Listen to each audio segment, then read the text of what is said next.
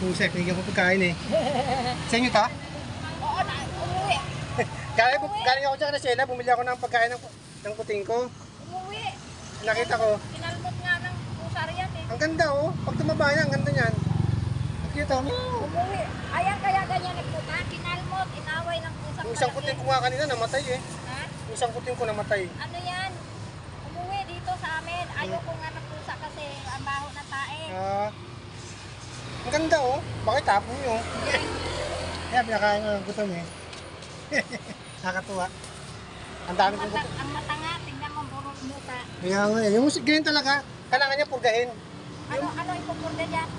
Yung nabibili, tag 120, pang purga. 100? Bibili ako isang beses, puntahan kita rito, bigyan natin, patakan natin.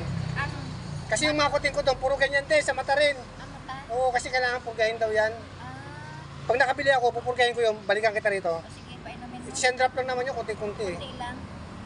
Bigyan ko pa. Nakakatuwa eh. Paliliguan ko nga, may ano eh, petulga. Ang ganda oh, balbon. Maganda. Galing ako ng Siena, bumili ako. Meron Ito? na, bumili ako ng ano, di ba, pag natae pusa, meron ano, maihan. Oo, may mabango yan. Oo, ang kaso, ang natae yung malalaking pusa dyan sa likod. Nakaw, kawawa. Kaya nga eh. Kaya siya itatakot eh, tingnan mo mata, wala namang muta yan. Inaway niya Na- yun, nagmuta. Ano nga, kailangan purgahin na siya. Ah, ganun. Kaya hindi ka lalaki yung akin eh, pupurgahin ko rin eh. Babalikan kita rito minsan. Umuwi lang Ang yan nabili dito. ako.